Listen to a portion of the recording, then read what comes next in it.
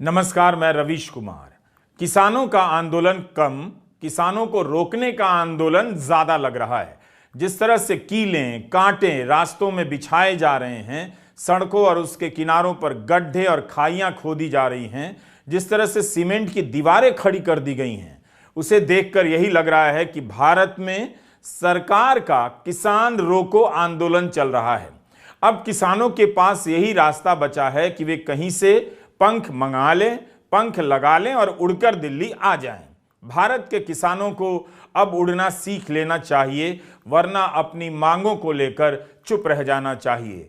किसान आंदोलन को देखते हुए पूरी दिल्ली में 12 मार्च तक के लिए धारा 144 लगा दी गई है। दिल्ली पुलिस के कमिश्नर ने अपने आदेश में यह सब लिखा है कि जिस तरह से किसान दिल्ली आने पर अड़े हुए हैं, दिल्ली में सामाजिक उपद्रव, हिंसा, तनाव पैदा होने की आशंका है। बड़ी संख्या में प्रदर्शनकारियों की मौजूदगी से लोगों की सुरक्षा को खतरा हो सकता है।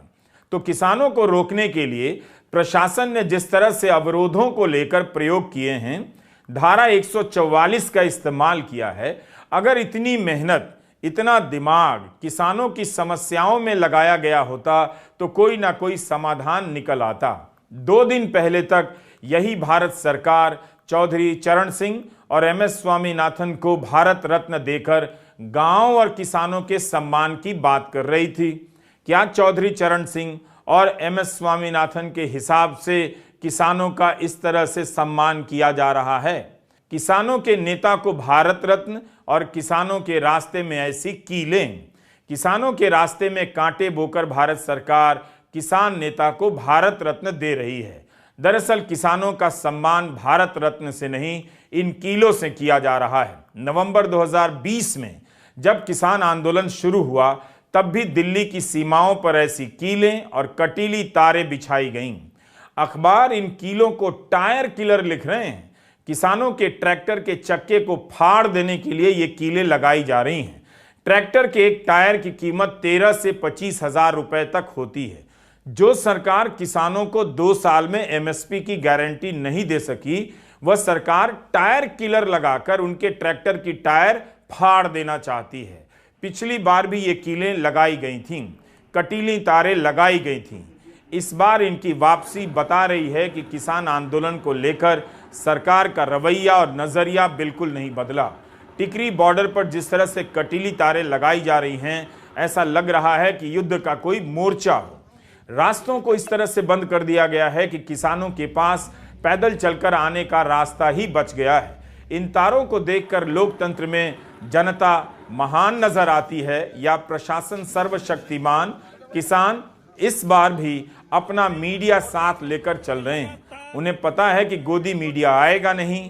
अगर सोशल मीडिया पर वीडियो वायरल नहीं होते तो बहुत कुछ आपको पता भी नहीं चलता, और कब इंटरनेट बंद हो जाए और किसानों की तरफ से इस तरह के वीडियो आने बंद हो जाएं, पता नहीं। आपसे विनम्र बेनती है कि ये सब चीजें आपको गोदी मीडिया नहीं दिखाएगा। आपको मीडिया खुद करना होगा। आने वाले समय के अंदर किसान यूनियनों के पेज बंद हो सकते हैं, ट्विटर हैंडल बंद हो सकते हैं। तो किसान और मजदूर की आप आवाज बने और देश बचाने की जो लड़ाई हम लड़ रहे हैं उसमें हमारा साथ दें। किसान बचाने की हमारी लड़ाई लड़ रहे हैं उसमें साथ दें। और देखें कि लगातार रैलियां हैं वो लाइन में चल रही हैं और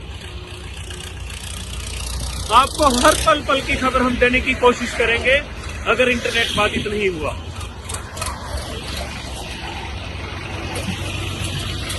जय जवान जय किसान। कहा गया कि चौधरी साहब को भारत रत्न देकर किसानों का सम्मान किया गया। पिछली बार जयंत चौधरी इन्हीं सब बातों का तो विरोध कर रहे थे। इस बार भी वही सारी चीजें हो रही हैं।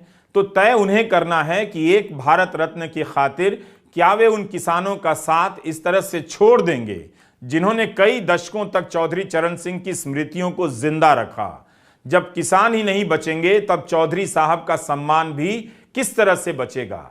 जयंत चौधरी ने कहा था कि दिल जीत लिया, और इधर क्या उन्हें नहीं दिख रहा कि किसानों के रास्ते में खाई खोदी जा रही है, कीलें गाड़ी जा रही हैं।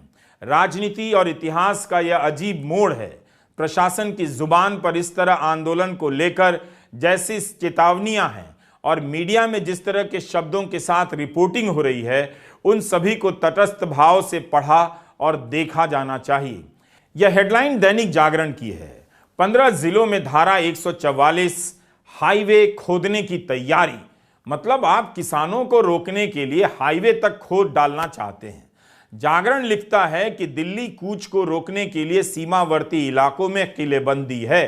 बैरिकेड्स, कीलें, मिट्टी, कंक्रीट की लेयर, पत्थर की दीवार, कटीले तार रखने के साथ हाईवे खोदने की भी तैयारी की जा रही है।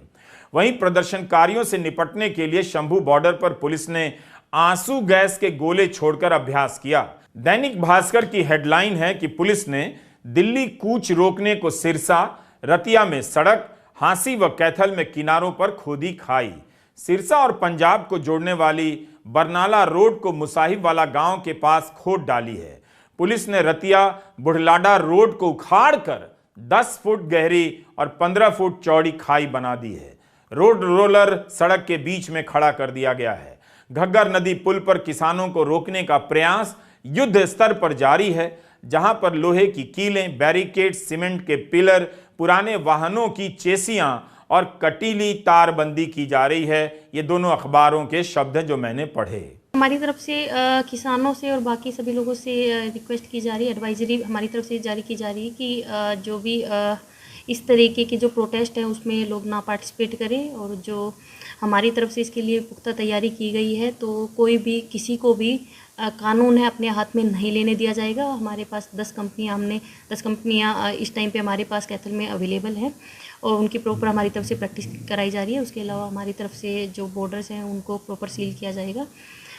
तो सभी से हमारी रिक्वेस्ट भी रहेगी कि कानून को अपने हाथ में ना ले, वरना हमारी तरफ से प्रॉपर वीडियोग्राफी कराई जाएगी। जहाँ पे भी उपद्रव होता है तो उनको पहचाना जाएगा, उसके बाद उनके अगेंस्ट जो भी कार्रवाई बनती है वो की जाएगी। जो फार्मर्स प्रोटेस्ट में हिस्सा लेके हिंसा करते हैं उनके अगेंस्ट कोई एफआईआर रजिस्टर होती है तो उसके अगेंस्ट एक्शन होगा। उसी में उनका पासपोर्ट या जो भी उनका लाइसेंस है वो कैंसिल कराया जाएगा इनकेस कोई हिंसा होती है, कुछ उपद्रव होता है तो। देखिए, कानून व्यवस्था बनाए रखने के लिए हमने पूरे व्यापक चाक चौबंद बंदोबस्त यहाँ पे किए हुए हैं और किसी भी हाल में प्रोटेस्टर्स को जो है हरियाणा की या कहिए कैथल जिले की सीमा में घुसने नहीं दिया जाएगा जो है, ठीक है। उन्हें रोकने के लिए सभी व्यापक बंदोबस्त हैं वो हमारे यहाँ पे अवेलेबल हैं और अत्यंत सख्ती यहाँ के ऊपर की जाएगी। किसानों को दिल्ली पहुंचने से रोकने के लिए कानून ने अपने हाथ में जो लिया है उस पर भी बहस हो सकती है। ऐसे वीडियो आए हैं कि पुलिस की गाड़ी रात अंधेरे गांव में घूम रही है, किसान परिवारों को चेतावनी दे रही है कि गांव का कोई भी किसान आंदोलन में ना जाए। अगर शामिल पाया गया तो उस पर सख्त कार्रवाई होगी, पासपोर्ट रद्द कर दिए जाएंगे। अगर किसी की गाड़ी, जेसीबी या ट्रैक्टर आंदोलन में देखे गए तो वाहन को सीज कर लिया जाएगा। तो बेहतर होगा कि वे आंदोलन में ना जाएं। पुलिस इस तरह के अनाउंसमेंट करा रही है, वायरल वीडियो में सुना जा सकता है। किसान तो यह भी आरोप लगा रहे हैं कि उनके पीछे उनके घरों में महिलाओं को डराया धमकाया जा रहा है। किसानों को रोकने के लिए रास्तों पर सीमेंट की पूरी दीवार बना दी जा रही है। किनारों पर इस तरह की कीलें लगी हैं ताकि ट्रैक्टर मुख्य सड़क छोड़कर किसी भी तरह से किनारे से ना निकल पाए। पंजाब और हरियाणा को जोड़ने वाले तमाम रास्तों को ब्लॉक कर दिया गया है। दिल्ली पुलिस टीयर गैस से किसानों को रोकने का ड्रिल कर चुकी है। कंक्रीट के ब्लॉक, कीले, कटीली तारें और हजारों की तादाद में पुलिस बल ड्यूटी पर तैनात किए गए हैं। हरियाणा के मुख्यमंत्री का कहना है कि दिल्ली में अपनी बात कहनी है तो बस ट्रेन से जाएं, ट्रैक्टर लेकर घुसने की कोशिश ना करें। रास्ते में उपद्रव करेंगे तो हम इसकी इजाजत किसी को कैसे दे सकते हैं। यदि लोग लोकतंत्र में तय मानक के अनुसार प्रदर्शन करें तो हम इसका समर्थन करेंगे और सहयोग भी प्रदान करेंगे। विपक्ष के कई नेताओं ने सड़कों पर बिछाई गई कीलों के वीडियो ट्वीट किए हैं और सवाल किया है कि किसानों के साथ ऐसा बर्ताव क्यों किया जा रहा है। राहुल गांधी ने ट्वीट किया है कि दिन रात झूठ की खेती करने वाले मोदी ने 10 वर्षों में किसानों को सिर्फ ठगा है। 2 गुनी आमदनी का वादा कर मोदी ने अन्नदाताओं को एमएसपी के लिए भी तरसा डाला। महंगाई तले दबे किसानों को फसलों का सही दाम न मिलने के कारण उनके कर्जे 60% बढ़ गए। नतीजा लगभग 30 किसानों ने रोज अपनी जान गंवाई। धोखा जिसकी यूएसपी हो वो एमएसपी के नाम पर किसानों के साथ सिर्फ राजनीति कर सकता है, न्याय नहीं। किसानों की राह में कीले बिछाने वाले भरोसे के लायक नहीं हैं। इनको दिल्ली से उखाड़ फेंको। किसानों को न्याय और मुनाफा कांग्रेस देगी। पंजाब के मुख्यमंत्री भगवंत सिंह मान ने कहा है कि जितनी तारें भारत पाकिस्तान बॉर्डर पर हैं उतनी ही पंजाब हरियाणा बॉर्डर पर लगा दी गई हैं। मैं केंद्र सरकार से मांग करता हूं कि किसानों से बात करे और उनकी सही मांग को मान ले। प्रियंका गांधी ने ट्वीट कर सवाल किया है कि यह अमृत काल है या अन्याय काल। किसानों ने सरकार पर गंभीर आरोप लगाए हैं कि उन्हें प्रदर्शन में भाग लेने से रोकने के लिए डराया धमकाया जा रहा है। मोदी सरकार पिछले 10 सालों में इस दोनों संस्थाओं को, किसान को, जवानों को बर्बाद कर दिया। मैं ये बोल रहा हूं, आपको मालूम है किसान दिल्ली के बॉर्डर पे बैठे, उनसे बात नहीं किए।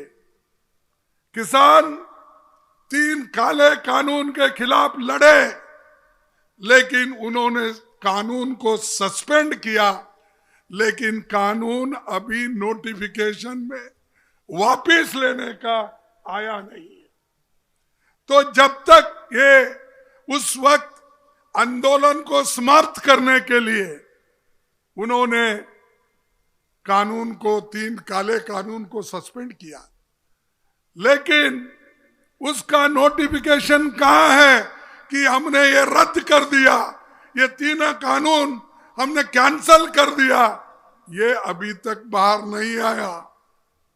ये मोदी की चाल है। ये हमेशा दिखाते हैं, जैसे हाथी के दांत दिखाने के एक होते हैं और खाने के एक होते हैं, वैसा ही इनका है। किसी भी आंदोलन के समय प्रशासन की अपनी जिम्मेदारियां और चुनौतियां होती हैं, मगर गांव-गांव में रातों को घूमकर अनाउंस करना कि कोई भी आंदोलन में ना जाए, यह बता रहा है कि लोकतंत्र में सबसे बुनियादी काम अब संगीन अपराध के रूप में देखा जा रहा है। कायदे से किसानों को आंदोलन करने और धरना देने की जगह प्रशासन की तरफ से दी जा सकती थी, मगर सीमेंट की ऊंची दीवारें खड़ी कर दी गईं, कीलें बिछा दी गईं। इतनी मुस्तैदी से सरकार अगर न्यूनतम समर्थन मूल्य को लेकर पहल करती तो 2 साल में समाधान निकला जाता और इसकी जरूरत नहीं पड़ती। कई जिलों में धारा 144 है, इंटरनेट बंद है, जिसके कारण यूपीआई से पेमेंट करने में लोगों को दिक्कतें आ रही हैं। ऑनलाइन क्लास नहीं हो रहे। जो आंदोलन से अलग हैं वे भी आंदोलन में शामिल किसानों की तरह प्रशासन की प्रताड़ना झेल रहे हैं। रास्तों को बंद करने और सड़क के किनारों को खोद डालने से लंबे लंबे जाम लग रहे हैं। इस आंदोलन में संयुक्त किसान मोर्चा, गैर राजनीतिक और किसान मजदूर मोर्चा KMM के अलावा उत्तर प्रदेश, हरियाणा, पंजाब, केरला, कर्नाटका के कई किसान संगठन भाग ले रहे हैं।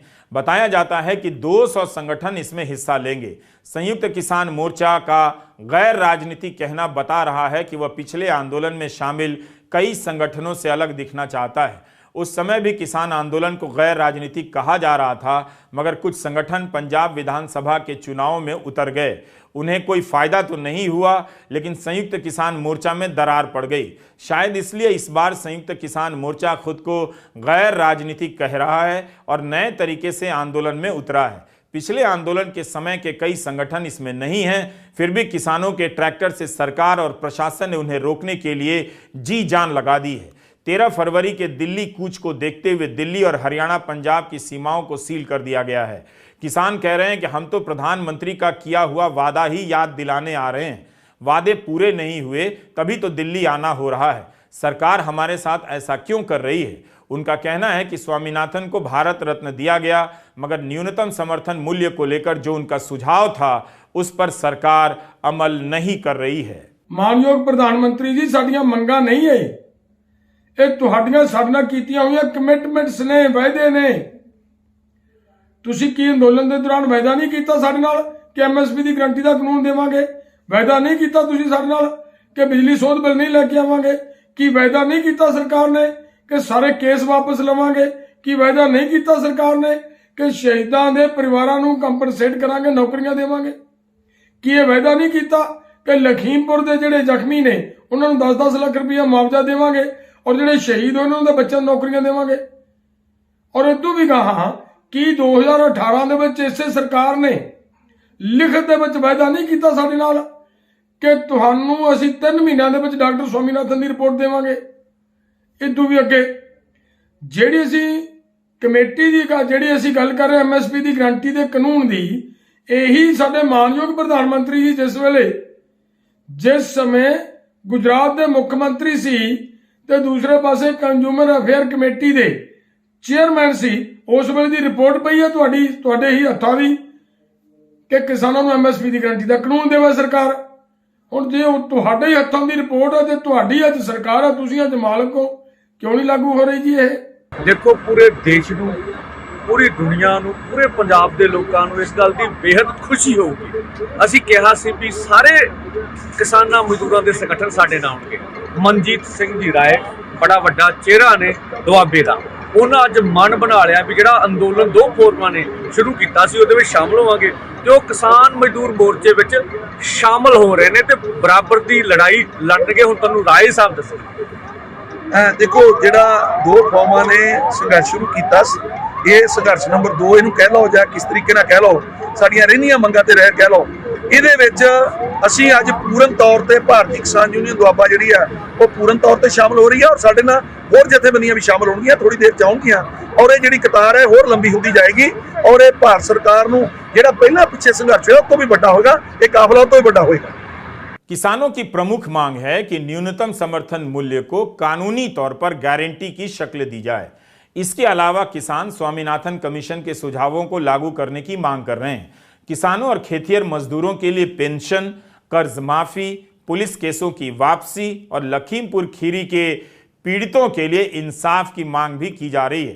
किसान नेता ठीक ही तो कह रहे हैं, ये सारे वादे प्रधानमंत्री और उनकी सरकार के थे, अभी तक पूरे क्यों नहीं हुए? क्या इसके लिए सरकार जिम्मेदार नहीं? नवंबर 2021 में प्रधानमंत्री मोदी ने कृषि कानूनों को रद्द करते हुए कहा कि न्यूनतम समर्थन मूल्य पर एक समिति का गठन होगा। इस बात के 2 साल हो गए। इस कमेटी की कोई रिपोर्ट पब्लिक के बीच क्यों नहीं आ सकी? 2 साल का वक्त गुजरा है, कम नहीं होता। इतने लंबे समय तक सरकार क्यों नहीं ठोस फैसले ले पाई? डाउन टू अर्थ में सूचक पटेल ने इस कमेटी के सदस्यों और इसकी बैठकों के बारे में विस्तार से लिखा है। 19 नवंबर 2021 को प्रधानमंत्री मोदी ने घोषणा की कि खेती से जुड़े मसलों और MSP को और प्रभावी बनाने के लिए कमेटी का गठन होगा। जीरो बजट खेती यानी प्राकृतिक खेती को बढ़ावा देने के लिए देश की बदलती आवश्यकताओं को ध्यान में रखकर क्रॉप पैटर्न को वैज्ञानिक तरीके से बदलने के लिए MSP को और अधिक प्रभावी और पारदर्शी बनाने के लिए ऐसे सभी विषयों पर भविष्य को ध्यान में रखते हुए निर्णय लेने के लिए एक कमेटी का गठन किया जाएगा। इस कमेटी में केंद्र सरकार, राज्य सरकारों के प्रतिनिधि होंगे, किसान होंगे, कृषि वैज्ञानिक होंगे, कृषि अर्थशास्त्री होंगे।